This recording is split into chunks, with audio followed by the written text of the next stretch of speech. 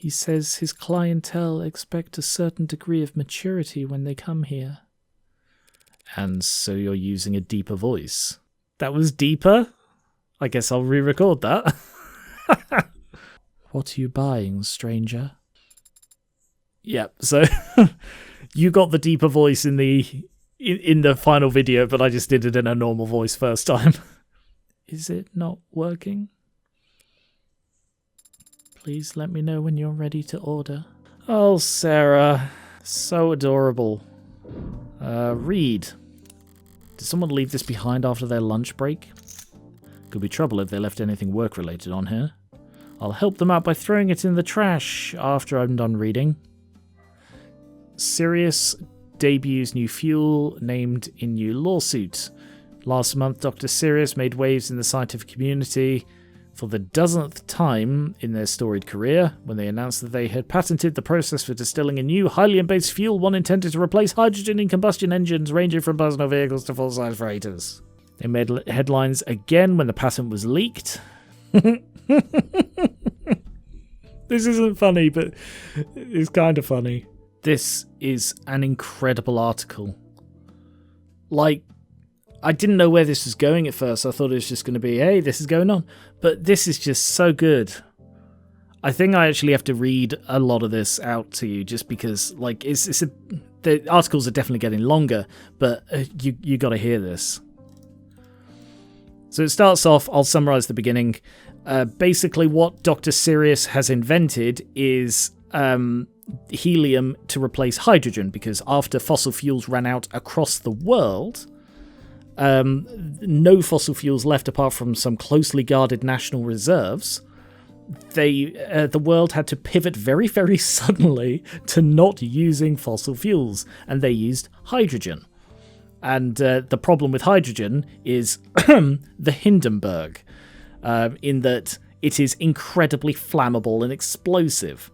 Whereas helium, this is why airships or blimps or whatever pivoted from hydrogen to helium, is because it can serve a similar function in airships' case, certainly, but is non-combustible.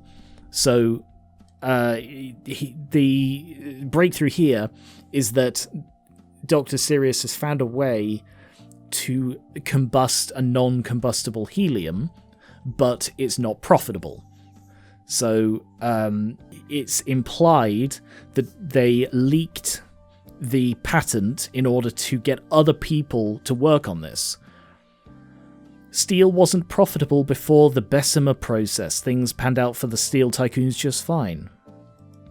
Are you hoping for someone else to do that, improve upon your process? I know where you're going with this, but the answer is yes, of course. I'll be overjoyed for someone to improve upon what we've built.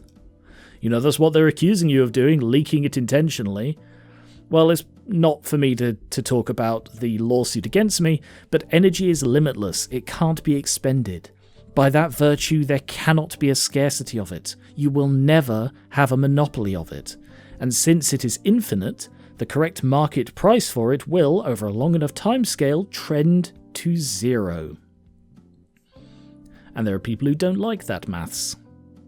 Well, we're going to stop you there because we're getting into politics. Are you a communist? No.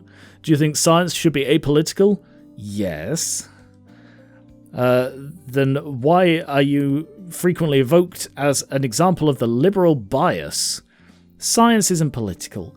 Moving forward, deepening our understanding, it will never be conservative. Science doesn't move backwards. Oh, calling all conservatives backwards is not what I said, but you're free to interpret it however you want. What makes something science is nothing to do with who works on it, their class, their power, their money. Science is reproducible. No miracles required. Miracles are prohibited. If one person can do it, anyone can do it, and so science is inherently egalitarian. And if someone feels that science has a bias against them, then that speaks to their own politics and not the failings of the scientific community. I love the writing in this game. For a pop sci figurehead, Sirius sure keeps busy. Guess I don't have any evidence proving they aren't legitimately brilliant. But I can't take seriously anyone who guest stars on TV that much. Can't deny they seem to be making progress with new kinds of renewable energy. It's not renewable, it's helium. So it's helium fuel. New fuels, some of the only new fuels we've seen in decades. Could be decades longer before it's actually practical, but any new fuel has to be less volatile than hydrogen. Please don't throw that data pad out, pouty. Its owner might come back. Perish the thought. Though now that you have planted the idea into my head, a self-fulfilling prophecy. Oh, Sarah. Inspect. Ryan must have been searching for months to find affordable underground real estate that wasn't flooded, or already filled to the brim with server farms. Putting Sarah on cleaning duty was a good call. If any of the tiling in here starts to grime up, could start feeling like a subway station bathroom real fast. Fun fact, it is a big thing in the UK, certainly, to convert old bathrooms, because it's a thing in the UK where like public restrooms are underground, and like usually they were like built to make use of space in like town squares and stuff by digging under them, and these days they're getting bought up and converted into stuff like cafes. So like the only one I can think of off the top of my head is like one in Bristol. I think it's called the Cloak Room, which is literally just, it used to be public toilets and is now a cafe. And it's like, yeah, I don't care how clean it is. I wouldn't want to eat there. Cat? Peruse. It's a well-stocked bar. Got tea and coffee too, if that's what you're into. Nice ambience, soft lighting, warm on a chill night and cool on a hot day. Now all that's left is to wait for the customers to stream in. Any day now. Cat. It's a lucky cat. Yaw. Did you say something, Adone? No. I suddenly got the strong impression that there was something you wanted to say. I don't know what you're talking about. As you say. Neko unlocked. Oh! Pet the cat. Because, like, the unlock thing for this was, like, pet the cat. Okay. Weird. Very weird. Let's just stick it on. I can't leave it on Sarah. Also, this does seem to be working now. I can't leave it on Sarah when she's in the room. I'm going to put on Fran. I think I'm ready to order. Of course. Now I'll take this, Sarah. Go wipe the tables for a bit. No one has sat at them since I last cleaned them. Then pretend to clean them like a normal employee. Understood. What's got you so tense? Take a wild guess. Did Sarah ask for a raise? Be serious, Red. What happened last night? Your information was accurate, for the most part. A pod of mid-level blue bloods had it. Seemed like they were told to sit on it. And were they willing to sell? Nope. Laughed at my price, called me a spoiled Meg, and kicked my butt out the door. They weren't curious where you got your information from? Honestly, no. They rushed me out of there pretty fast once they heard my offer. Were they expecting more company? I got the impression that they had work to get back to. Okay. Anything else I should know? No. Anything you want to ask me? How did you two meet? No! The tables. On my second day you told me not to over-polish them in order to keep things loffy. Lo-fi. Is that inappropriate of a question? You've lived in the city for decades, boss, but Adone didn't move here until she started her apprenticeship at Masters and... If you're going to tell people my whole life story at every possible opportunity, I'll just shred my resume and start mailing you around instead. No! How we met, huh? Well, that story is not very good. I'll skip to the end and cut to the heart of our relationship, Sarah. I pay Reinhardt a finder's fee and he tells me where I can get into high-stakes poker games. It's not a lie. Now you know my terrible secret. Disappointed? It's not illegal to gamble. I don't go on my phone and wager my paycheck stubs on point spreads, I gamble. And since I can't afford the entrance fees for one of those anonymous master ball cult vibe blimp casinos the rich go to, I count on your boss here to find me tables to play at. Guilty. So you travel to the lower wards to gamble illegally. Truth be told, I've had my suspicions. You make an absurd amount of gambling references on a very regular basis. Seeing you go out at such odd hours without so much as your phone. You gonna turn me in?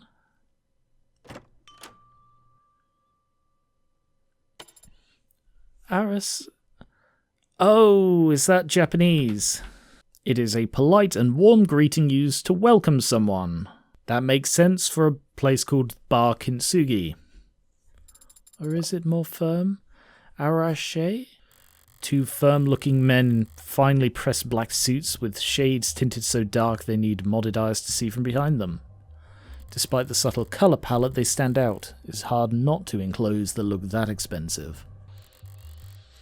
Clothes with some kind of pin on them. Matching pins. Suit noir. Shades slick. More emphasis on the ra. Oh, thank you. I think I just heard the delivery drones bumping around outside, Sarah. Would you check out the back? Your vintages must have arrived. Go on. Please excuse me then. It's funny how, like, he's hired her to work at his bar, and literally the 2 times she's had something to do, he's been like, just, I'll handle this one, you go. Afternoon then, gentlemen, what can I do for you? Mr. Diamani. Pardon us for dropping in without making an appointment. No trouble at all. Still getting the place cleaned up. I'm awfully embarrassed that I failed to realize the property lay within your borders. If you could come with me to the back, I'd be happy to settle whatever debt. We look like petty landlords to you. If you owed us tribute, you'd know it by now. My mistake. Well, if you're here for information, I'll gladly wheel and deal. How about you? We're not here to shop either. We're here looking for Morgan. Well? That name ring any bells, Mr. Diamani?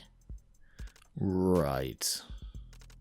Listen, boys, I'm not sure. Sorry. Had something blaring in my earbud. I'm A. Morgan, Esquire, specifically. How can I be of service? I mostly practice criminal defense, but I do offer a few other services. You two look corporate. I could recommend some good workplace attorneys. Got a business card somewhere. We're not interested in that. Of course not. Well, I'm flattered you come all the way here to find me. You must have already tried the Home Office. We can set something up for... You need to come with us now, Mom. Hey, I thought you said there was nothing I needed to know. Business day's over for me, gentlemen. Can this wait until tomorrow? Does it look like it can? Great manners, that one. Time sensitive, then. My rate will have to reflect that. Send us the bill. We can afford it. Music to any lawyer's ears. So who is we, then? You think you're funny? Compared to you. Morgan, these fine gentlemen are from House Icaria. On occasion, information you went out of your way to collect in previous episodes will unlock new dialogue. Stay informed. That is a good touch. So many of these episodic games have, like, no connection to previous episodes. And the idea is that you can play them out of sequence, you know, or I don't know why anyone would, but you technically can. But I would love it if there is the continuity that stuff you find out can be used, and that seems like that's the case. I'm familiar. You are? I've seen their name in the papers. Plastering their name all over uptown opera houses and homes for the sick or whatever. Though I didn't recognise the name when those blue bloods were cursing it last night, so maybe that propaganda's working. Doesn't matter how generous they are at galas, they're still the richest, most powerful criminal organisation in the city. Rich and powerful, why bother with the criminal qualifier? Sorry, might I ask about the nature of this engagement? The situation is developing, Mr. Diamani. We appreciate your patience. That's not what you want to hear. So I gathered. Your presence has been requested at the family estate, ma'am. For business, or... The Ikaria are always business. Shall we get you your coat? Such gentlemen. Knew these suits weren't just for show. I can see myself out just fine, though. Adone? No! What's going on? Are you going somewhere? That's why they pay me the big bucks. These men are very athletic. Perhaps I should come with you. If they want an arm wrestle, you'll be the first to know. Call me when you get there. No, she's pouting. Call me when you get there, yeah? If I'm actually in danger, I won't be conscious when I arrive, but I appreciate the thought. Boss? Who are those men really? New clients for Morgan, really. Hopefully. Hopefully? Yeah, hopefully. Because if House Ikaria puts her on retainer, she'll be able to buy you as much wine as you like. Oh. But what do you mean by house? Alright, pay attention. If I'm going to lecture, might as well try to teach. Start with ice. You want a lot of it with low surface areas and never use crushed, okay? I love crushed ice. I used to have a lot of ice, because we used to have like an ice machine in our freezer before it broke. Maybe from overuse, for all I know. But yes, I used to like have a half pint or a pint glass and fill it almost entirely with crushed ice. And then have like Pepsi or water or whatever I drink with it. But I had that much crushed ice in it, and I loved it. Starts to melt in the liquor, waters the whole thing down. Understood. 1.5 ounces of vodka, and what do we look for in good vodka? Smoothness. Correct. It's the mark of quality, making the bitter go down easy. You know what this is reminding me of?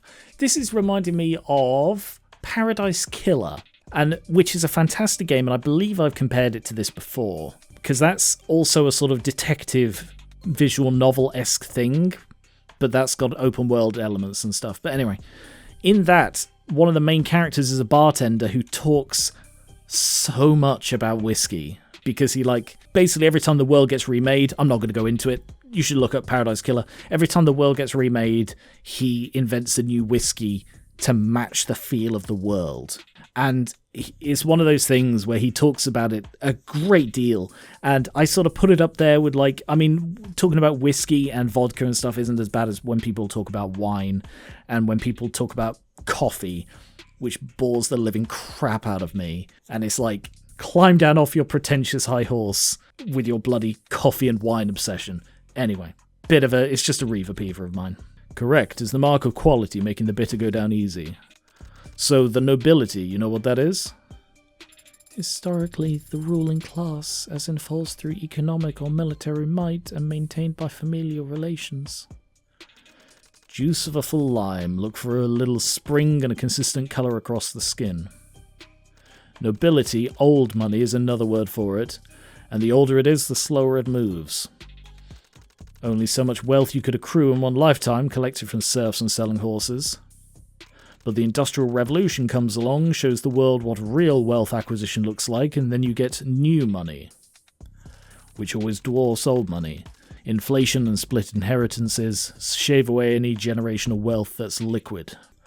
Now, new money and old money, they don't like each other. Doesn't new money eventually become old money? If the old money can help it, no one ever becomes old money. Triple sec, 1 ounce. My family was new money. Tried to make the transition. Joined the right clubs, shake the right hands, make the right marriages. Laugh at the bad jokes. Bad jokes can be entertaining in their own right. She is so adorable. Not the kind of bad I'm talking about. I don't understand. That's alright, you shouldn't need to know.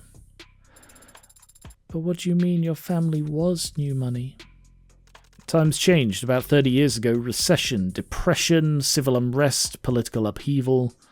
Most people, they were so scared they could barely think about tomorrow, let alone next year. But a decent man's chaos is a cruel man's investment opportunity.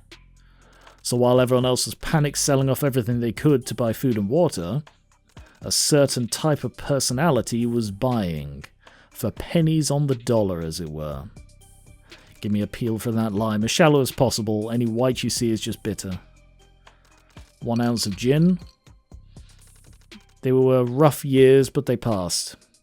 And at the end of it, some were left standing with a lot more than they came in with. New money. A new kind of new money. The new nobility. Neobility, if you're writing a think piece. This has also been talked about in the previous episode. Unabashed oligarchs and devourer barons. When the governments of the world tried to re-privatize the industries they'd taken over with emergency powers, they were there to snatch them. And they started at the bottom. Steel, fuel, grain, machine parts, medicine. Here enters House Icaria. Well, that's how they exited. They went into the Red Decade as the Icaria cartel, drug smugglers and extortionists, thieves and murderers. They came out as one of the richest, most respectable names in the country. Not that they actually stopped doing any of that thieving and murdering, mind you. Put the top on tight, then shake. So they're a crime family, like the mob? This is the 21st century, kid, it's muddier than that. House Icaria is not literally one family, not even one race or creed. They're simply the strongest criminal organization in the city, on paper. But not in practice? Practice is what they're lacking, haven't had to get their hands dirty, haven't had to maintain a presence in the lower wards in years. They made their profits from investments, blackmail, and more than a little insider trading. So they're criminal, yes, but their muscles atrophied. Time for a taste test. That's not right at all. The hell did I forget? Boss? There must have been some other criminal organizations 30 years ago. Others poised to take advantage of the changing times. Yeah. So what did the Icaria do to set themselves apart from the rest back then? Ah, stupid. Most important ingredient. What did that say? Drop of grenadine.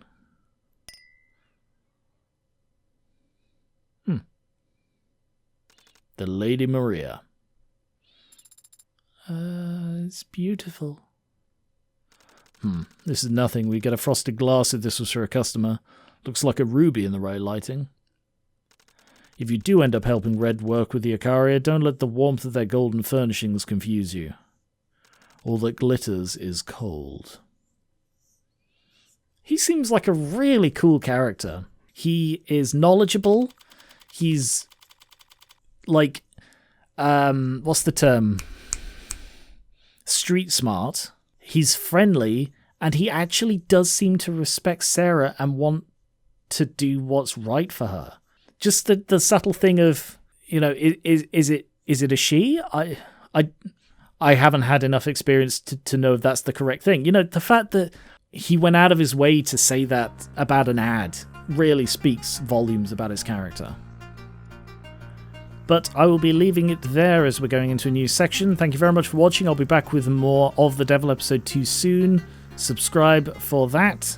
And I will catch you later.